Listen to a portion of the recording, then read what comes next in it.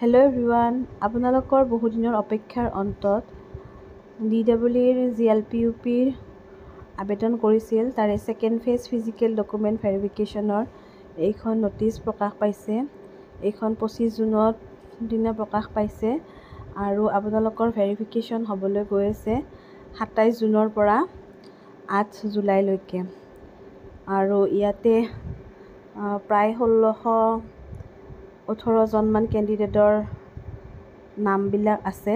আপোনালোকে চাই ল'ব নিজৰ নামবোৰ কেতিয়া আছে, অৰ্থাৎ কোনটো ডেটত আছে, আৰু টেবুল নম্বৰবিলাক চাই ল'ব।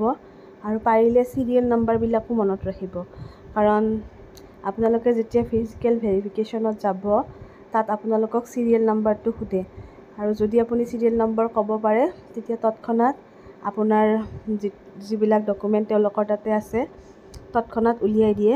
সেইবাবে চিৰিয়েল নম্বৰবিলাকো মনত ৰাখিব, নিজৰ নামৰ এগেইনষ্টত যি চিৰিয়েল নম্বৰ থাকিব। আৰু ফিজিকেল ডকুমেণ্ট ভেৰিফিকেশ্যনত যাওঁতে আপোনালোকে লগত কি ডকুমেণ্ট নিব। আপোনালোকে অনলাইন এপ্লিকেশ্যন কৰোঁতে যিমানবোৰ অৰিজিনেল ডকুমেণ্টৰ ডাটা দিছিলে গোটেইখিনি অৰিজিনেল ডকুমেণ্ট লগত নিব। লগতে দুটা ছেট আপোনালোকে ফটোকপি কৰি লৈ যাব। আপোনালোকৰ ভেন্যু হৈছে ৰহিকা আছাম এগ্ৰিকালচাৰেল ইউনিভাৰ্চিটিৰ ইণ্টাৰনেশ্যনেল গেষ্ট হাউচ, খানাপাৰা পশু চিকিৎসা মহাবিদ্যালয়ৰ খেলপথাৰৰ অপজিট ডিৰেকশ্যনত আছে। আপোনালোকে তাতে কাৰোবাক সুধিলেই ধুনীয়াকৈ এড্ৰেছটো জনাই দিব। আৰু তাতে বহুত ছিষ্টেমেটিক ধৰণেৰে আচলতে ডকুমেণ্ট ভেৰিফিকেশ্যন হৈছে। যিটো ফাৰ্ষ্ট ফেজ ডকুমেণ্ট ভেৰিফিকেশ্যন হৈছিলে, আপোনালোকৰ কোনো কষ্ট নহ'ব। মাত্ৰ নিজৰ চিৰিয়েল নম্বৰ, ৰেজিষ্ট্ৰেশ্যন নম্বৰ এইখিনি মনত ৰাখিব আৰু টেবুল নম্বৰবিলাক মনত ৰাখিব, কোন টেবুল নম্বৰত পৰিছে। আৰু টাইমটো চাই ল'ব, বেলেগ যিহেতু টাইম চিডিউল আছে, দুটা টাইম চিডিউল দিছে, 10টাৰ পৰা 1:30লৈকে আৰু 2টাৰ পৰা 5:30লৈকে দিছে নেকি। তো আপোনালোকে চাই ল'ব ভালদৰে। আৰু লগত ডকুমেণ্ট আপোনালোকৰ যিমানখিনি ডকুমেণ্ট আপোনালোকে অনলাইন এপ্লিকেশ্যন কৰোঁতে আপডেট দিছিলে গোটেইবিলাক ডকুমেণ্টৰ অৰিজিনেলবিলাকো নিব, লগতে একোটা জেৰক্স কপি লৈ যাব, কাৰণ তাতে জেৰক্স কপিবিলাক বিচাৰিব। গতিকে সকলোৱে নিজৰ ডকুমেণ্টবিলাক আগতীয়াকৈ ৰেডি কৰি লৈ যাব, তেতিয়া তাতে আপোনালোকৰ বেছি সময় নালাগে। খুব কম সময়ৰ ভিতৰতে আপোনালোকৰ ভেৰিফিকেশ্যনবোৰ হৈ যাব। আৰু নিজৰ যিসকলৰ এইখন আচলতে লিষ্ট হৈছে আপোনালোকৰ জুনৰ 30 তাৰিখলৈকে, আৰু জুলাইৰ 1 তাৰিখৰ পৰা 8 তাৰিখৰ লিষ্টখন এতিয়ালৈকে পাব্লিছ হোৱা নাই। সেইখন হয়তো জুলাইৰ 1 তাৰিখত পাব্লিছ হ'ব। হয়, 1 জুলাইৰ দিনা আপোনালোকৰ যিখন ছেকেণ্ড লিষ্ট থাকিব সেইখন পাব্লিছ হ'ব। এইখনত 1618জনৰ নাম আছে। আৰু ইয়াত আচলতে কোনো ধৰণৰ মাৰ্কৰ কথা আহি পৰাই নাই, কাৰণ এইবিলাক ৰেণ্ডমলি কম্পিউটাৰাইজ কৰি তেওঁলোকে ভেৰিফিকেশ্যনত মাতিছে। গতিকে যিসকলে এপ্লাই কৰিছে মোৰ বোধেৰে সকলোকে মাতিব ভেৰিফিকেশ্যনত, কাৰণ ইয়াতে নম্বৰ যদি আমি চাব যাওঁ কিছুমানৰ বেছি নম্বৰো আছে, লগতে কম নম্বৰ থকাবিলাককো মাতিছে। গতিকে ইয়াতে আপোনালোকে ভাবিব নোৱাৰে যে বেছি নম্বৰ থকাখিনিকে মাতিছে নেকি, তেনেকুৱা নহয়, সকলোকে ভেৰিফিকেশ্যনত মাতিছে।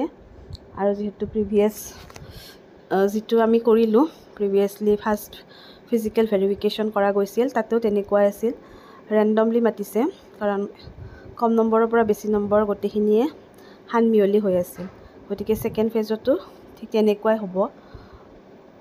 আৰু থাৰ্ড লিষ্ট ওলাব নে নোলাব সেইটো আচলতে এতিয়াতে ক'ব পৰা নাযাব, কাৰণ জুলাইৰ 8 তাৰিখলৈকে আপোনালোকৰ এই second phase physical document verification চলিয়েই থাকিব। গতিকে 8 তাৰিখৰ পিছতহে গম পোৱা যাব।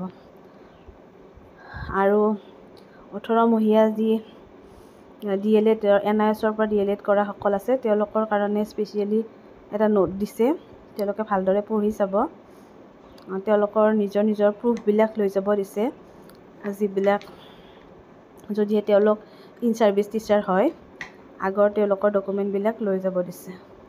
আৰু আপোনালোকৰ ছেল্ফ এটাষ্ট ফটোকপি ছেটবিলাক ল'ব, মানে আপোনালোকে যিমান অৰিজিনেল ডকুমেণ্ট অনলাইন এপ্লিকেশ্যন কৰোঁতে ছাবমিট কৰিছিল তাৰে আটাইবোৰ ডকুমেণ্টৰে ফটোষ্টেট কৰি ল'ব, ফটোকপি কৰিব আৰু তাতে নিজৰ ছেল্ফ এটেষ্ট কৰি ল'ব। এইখিনি একদম প্ৰয়োজন হ'ব। আপোনালোকৰ একনলেজমেণ্ট অনলাইন এপ্লিকেশ্যনখন মই কৈছোঁৱে, এইখনো লৈ ল'ব।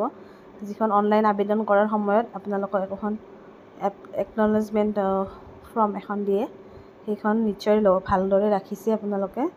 আৰু সেই ডকুমেণ্টখন লৈ যাব, সেইখন 1 নম্বৰতে তেওঁলোকে চাব। এইখিনিয়ে আছিল।